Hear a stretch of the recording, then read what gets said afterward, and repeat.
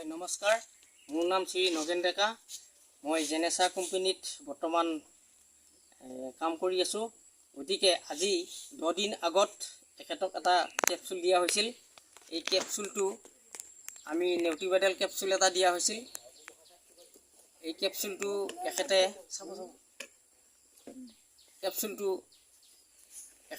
দিয়া হৈছিল 10 দিন আগত। গতিকে এখেতে কেনেকৈ এতিয়া খাই কেনে পাইছে, এতিয়া কি হৈছে, গেষ্ট্ৰিক আৰু হাই প্ৰেছাৰৰ কাৰণে দিয়া হৈছিল। এখেতক বাৰু সোধোঁ, বাৰু এতিয়া কেনে পাইছে আপুনি? গেষ্ট্ৰিকটো কম পাইছে, প্ৰেছাৰটো কমা নাই। আৰু আপুনি কেনেকৈ খাইছে? এতিয়া ৰাতি আৰু পুৱা খাইছোঁ আৰু দুইবাৰকৈ। কেনেকৈ খাইছে, দুটাকৈ খাইছে নে কেনেকৈ খাইছে আপুনি? এতিয়া দুটা মানে মই কৈছোঁ নহয়, গোটাইকেইটা কেপচুল গুলিলে আমি গোটাইকেইটা সেনেকৈ এইখিনি মান সেনেকৈ ভগাই খাইছোঁ আৰু ভগাই খাইছে। ভগাই খাইছে তাৰমানে তেওঁলোকে খাব লাগিছিল তেনেকৈ, আপুনি এক্সট্ৰাকৈ তাৰমানে দুটাকৈ খাব লাগে। এতিয়া আজি জানিলোঁ আৰু কথাটো। এতিয়া আপুনি এতিয়া কোৱা নাই বাৰু। ঠিক আছে বাৰু, দুটাকৈ আপুনি খাব লাগিব। ৰাতিপুৱা 2টা ভাত খাই উঠাৰ পিছত, আকৌ গধূলি 2টা ভাত খাই উঠাৰ পিছত আপুনি তেনেকৈ খাব লাগিব। আজিৰ পৰা তেনেকৈ খাব আপুনি, আৰু প্ৰেছাৰটো নিশ্চয় কমিব।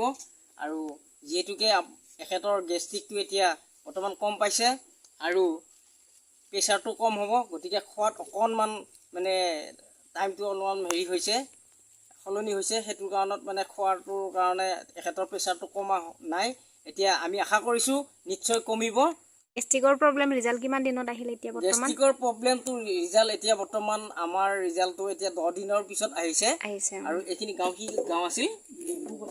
এইটো হৈছে নেম্বু বস্তি। আমি নেম্বু বস্তিত আমজুলি নেম্বু বস্তি।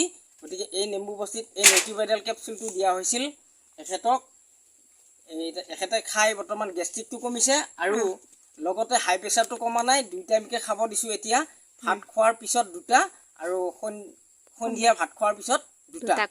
দিনত 4টা কেপচুল। দিনত 4টাকৈ আপুনি ইয়াৰ পিছত খাব আজিৰ পৰা। তেতিয়াহ'লে নিশ্চয় ভাল পাব আপুনি অসুখটো, আৰু প্ৰেছাৰটো ভাল হৈ যাব, নিশ্চয় ভাল হ'ব। আপুনি কোনো চিন্তা কৰিব নালাগে। বাৰু ঠিক আছে।